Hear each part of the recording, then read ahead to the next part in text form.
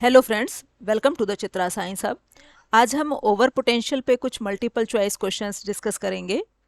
Question number 1, which of the following is correct regarding polarisation. Polarisation के regarding इनमें से कौन सी स्टेटमेंट हमारी सही है।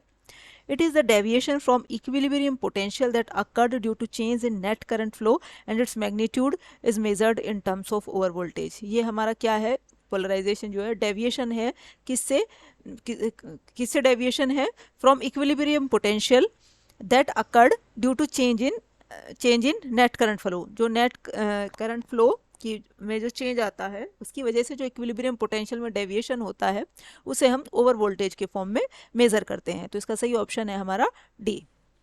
Next, what is the symbol of over voltage. Over voltage का क्या सिंबल है, ईटा इसका सिंबल है, तो सही आंसर है इसका C.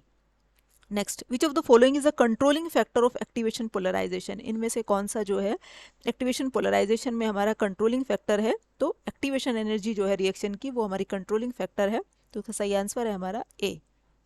Next, which of the following mentioned is are the types of polarization. इनमें से कौन सा जो है पोलराइजेशन का टाइप है।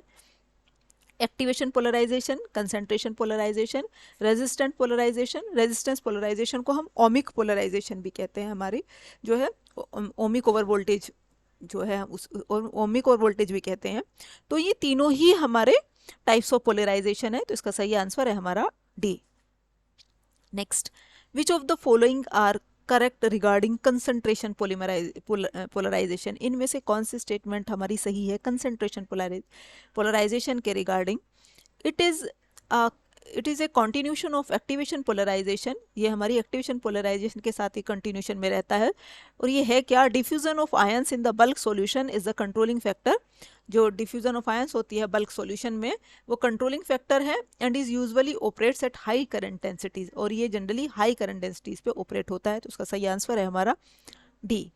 Next, which of the following is are incorrect regarding resistance polarisation. इनमें से कौन सी स्टेटमेंट जो है रेजिस्टेंस पोलराइजेशन के लिए हमारी सही है। तो the resistance of transition between electrodes and electrolytes. Electrodes और इलेक्ट्रोलाइट्स के बीच में जो ट्रांजिशन होता है रेजिस्टेंस का वो हमारा क्या है, resistance polarisation.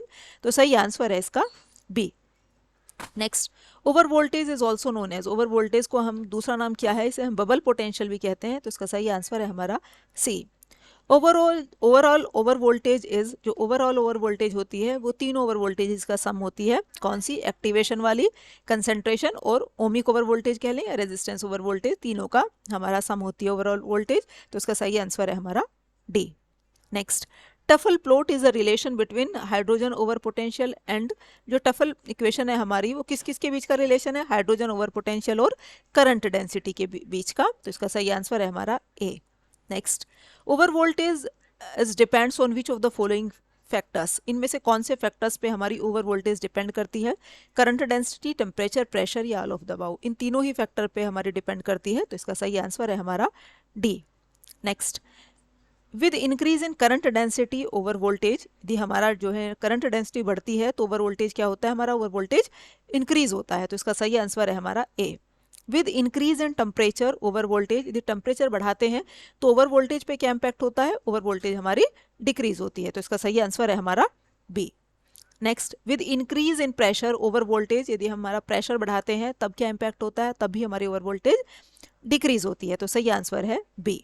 Next, with increase in surface area over voltage, यदि सरफेस एरिया हम बढ़ाते हैं तो ओवर वोल्टेज जो है हमारी डिक्रीज होती है, इसका सही आंसर है हमारा बी। ये थे हमारे ओवर वोल्टेज पे कुछ multiple choice questions. Thank you.